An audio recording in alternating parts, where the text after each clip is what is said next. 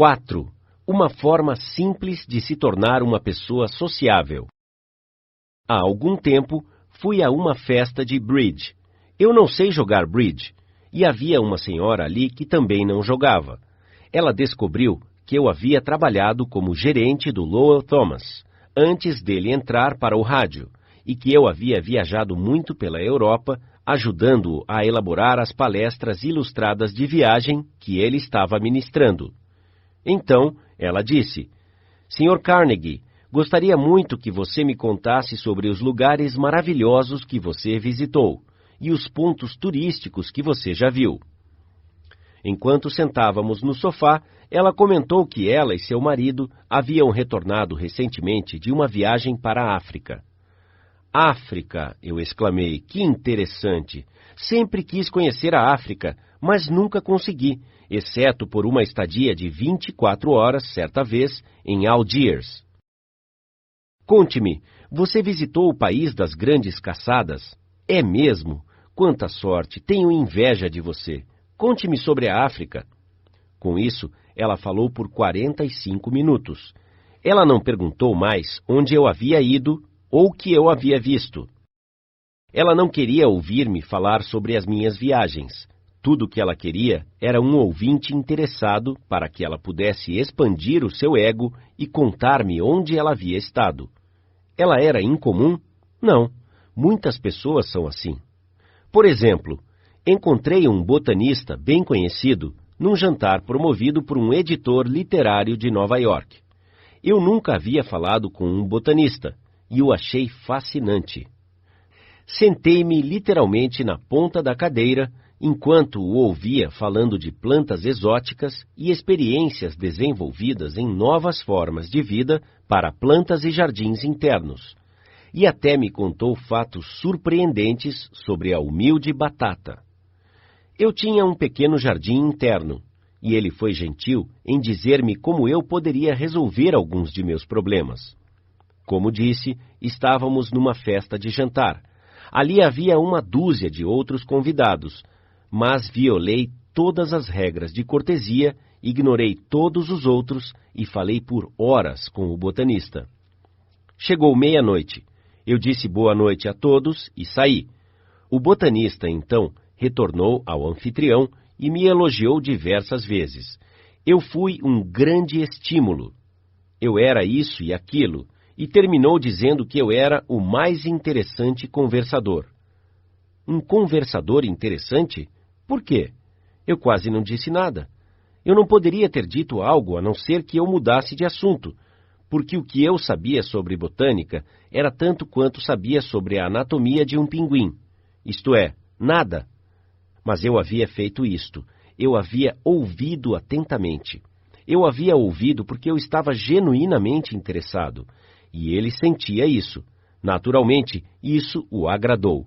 Esse tipo de ouvir é um dos mais altos elogios que podemos prestar a alguém.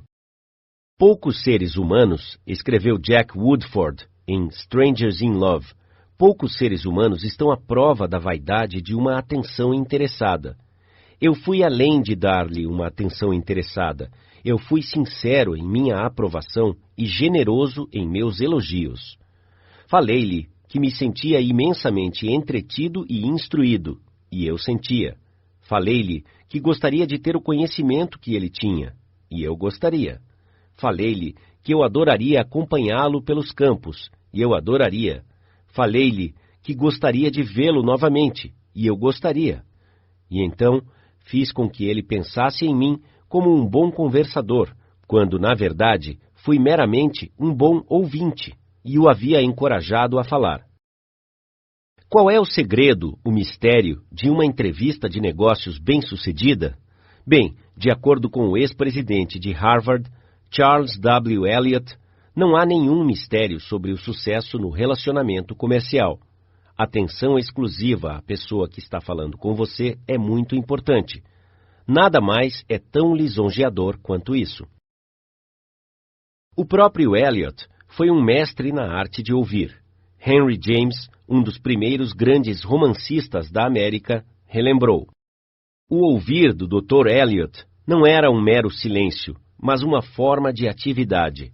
Sentava-se com o corpo bastante ereto, com as suas mãos juntas no colo, fazendo nenhum movimento, a não ser quando girava um dedão ao redor do outro, mais rápido ou mais devagar, frente ao seu interlocutor, e parecia ouvir com os olhos, além dos seus ouvidos.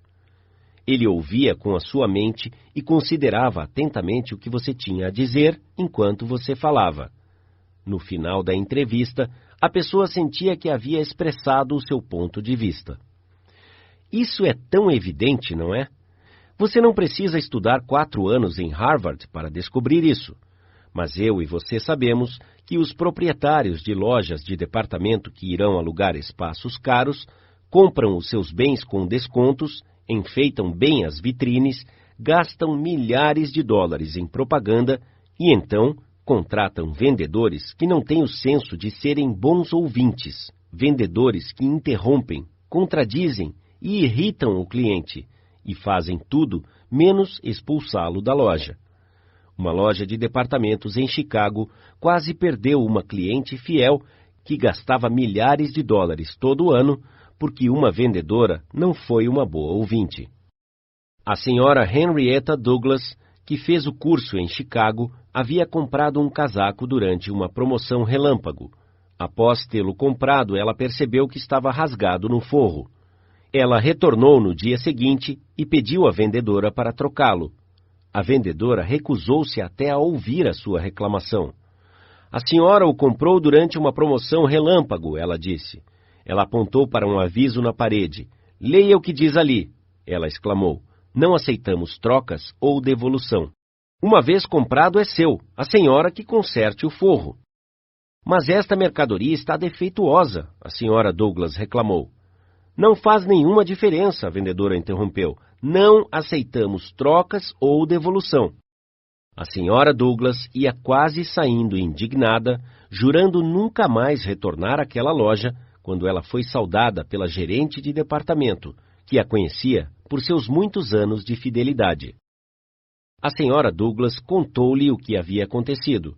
A gerente ouviu atentamente toda a história, examinou o casaco e então disse: nas promoções finais, realmente não aceitamos troca ou devoluções, para que possamos nos livrar das mercadorias no final da estação. Mas esta política de nenhuma devolução não se aplica a mercadorias defeituosas. Certamente consertaremos ou trocaremos o forro, ou, se a senhora preferir, devolveremos o seu dinheiro. Que diferença de tratamento! Se aquela gerente não tivesse chegado e a ouvido, uma cliente fiel daquela loja teria sido perdida para sempre. Ouvir é tão importante no lar quanto no mundo dos negócios. Millie Espósito, de Croton-on-Hudson, Nova York, fez questão de ouvir quando um de seus filhos queria falar com ela. Certa noite, ela estava sentada na cozinha com o seu filho, Robert, e após uma breve conversa sobre algo que estava em sua mente, Robert disse: Mãe, eu sei que a senhora me ama muito. A senhora Espósito foi tocada e disse: É claro que eu te amo muito. Você tinha alguma dúvida?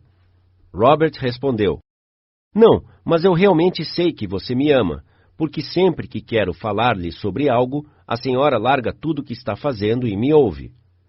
O agressor crônico, ou até o crítico mais violento, geralmente ficará mais manso e tolerante na presença de um ouvinte paciente e receptivo.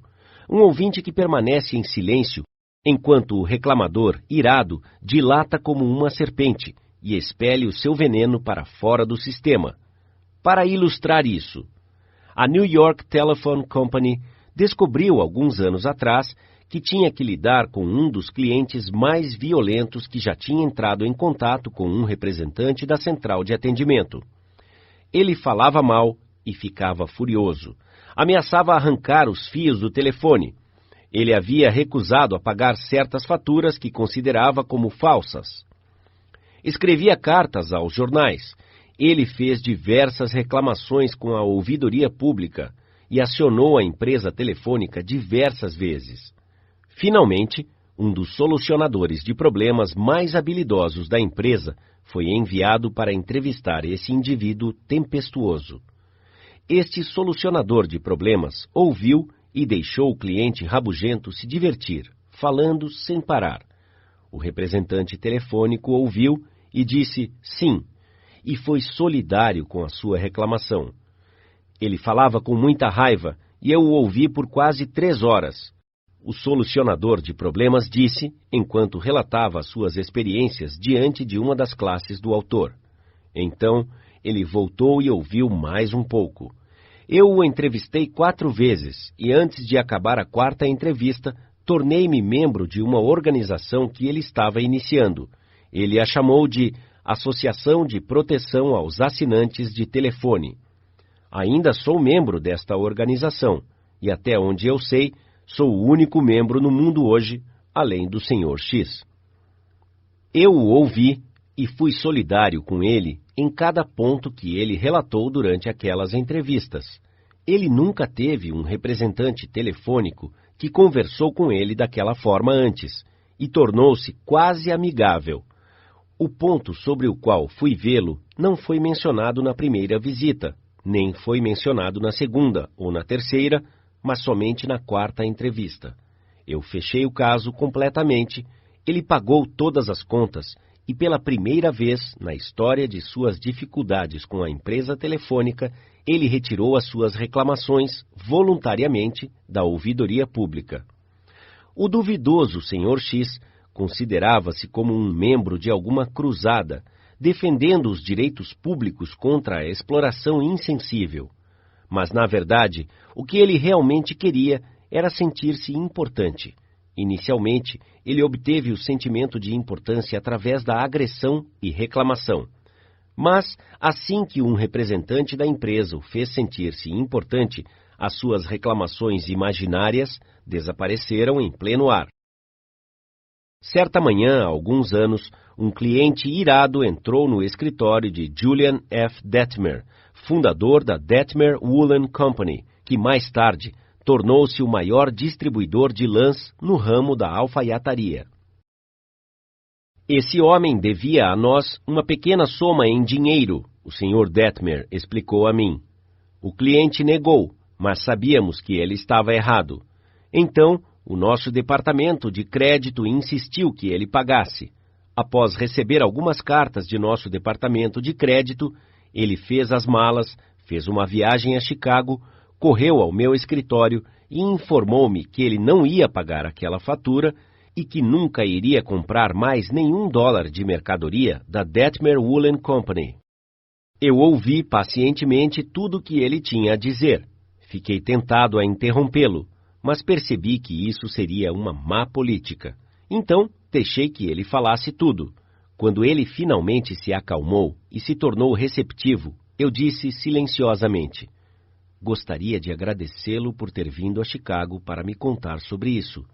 Você me fez um grande favor, porque se o nosso departamento de crédito o irritou, ele pode irritar outros clientes, e isso seria muito ruim.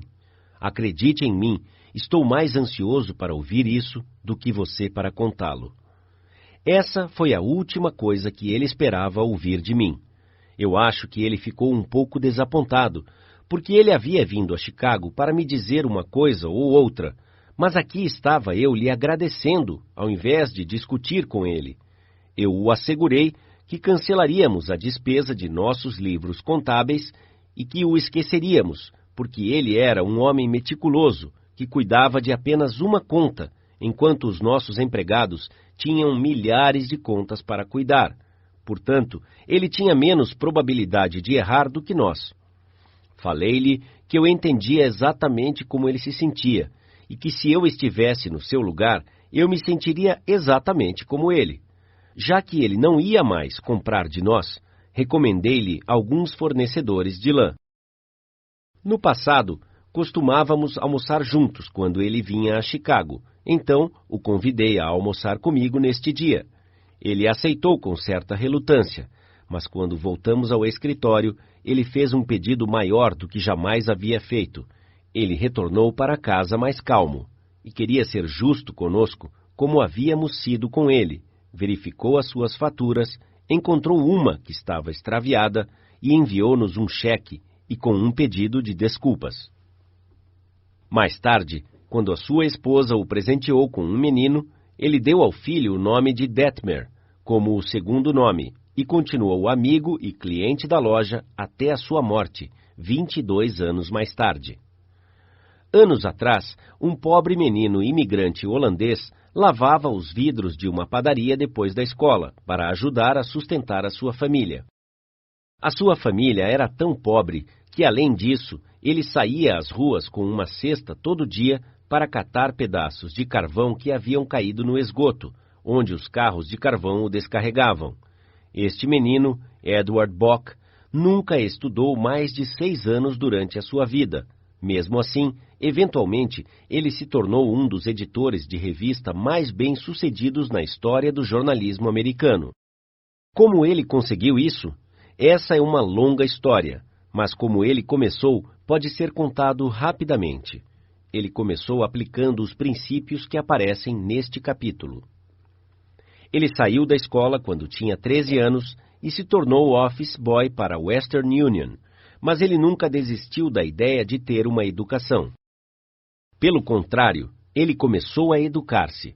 Ele economizou as despesas de transporte e ficou sem almoçar, até que teve dinheiro suficiente para comprar uma enciclopédia de biografia americana. E depois fez algo inacreditável. Ele leu sobre a vida de pessoas famosas e escreveu pedindo informações adicionais sobre as suas infâncias. Ele foi um bom ouvinte. Ele pedia para pessoas famosas que falassem mais sobre si mesmas. Ele escreveu para o general James A. Garfield, que era o então candidato à presidência, e perguntou se era verdade que uma vez ele trabalhou como rebocador de barcos num canal quando menino. E Garfield respondeu. Ele escreveu ao general Grant, perguntando-lhe sobre uma batalha específica, e Grant desenhou um mapa para ele e convidou este menino de 14 anos para jantar e passar a noite conversando com ele. Logo, o mensageiro do Western Union estava se correspondendo com muitas pessoas famosas da nação: Ralph Waldo Emerson, Oliver Wendell Holmes, Longfellow, a senhora Abraham Lincoln, Louisa May Alcott, General Sherman e Jefferson Davis. Ele não apenas se correspondia com estas pessoas distintas, mas assim que ele tirava férias, ele visitava muitas delas como convidado em suas casas. Esta experiência lhe deu uma confiança inestimável. Eles, homens e mulheres, o moldaram em uma visão e ambição que deram forma à sua vida. E tudo isso, vou repetir, se tornou possível apenas aplicando os princípios que estamos discutindo aqui. Isaac F. Marcusson, um jornalista que entrevistou centenas de celebridades, declarou que muitas pessoas falham em causar uma boa impressão porque elas não ouvem atentamente. Elas estão tão preocupadas com o que devem dizer em seguida que elas fecham os ouvidos. Muitas pessoas importantes me disseram que elas preferem bons ouvintes do que bons conversadores, mas a habilidade de ouvir parece ser mais rara do que qualquer outra boa maneira. E não apenas personagens importantes preferem um bom ouvinte, mas as outras pessoas também. Como disse Reader's Digest uma vez, muitas pessoas ligam para o médico quando tudo o que querem é atenção. Durante as horas mais escuras da Guerra Civil, Lincoln escreveu a um velho amigo em Springfield, Illinois, pedindo que ele viesse a Washington. Lincoln disse que tinha alguns problemas e queria discuti-los com ele. O velho vizinho visitou a Casa Branca e Lincoln falou com ele por horas sobre a conveniência de decretar uma proclamação libertando os escravos. Lincoln passou por todos os argumentos a favor e contra da tal proclamação e depois leu cartas e artigos de jornal, alguns denunciando-o por não libertar os escravos e outros denunciando-o por medo de libertá-los. Após falar por horas, Lincoln despediu-se do seu velho vizinho, disse boa noite e o mandou de volta a Illinois, sem ao menos perguntar o que ele achava. Lincoln foi o único a falar.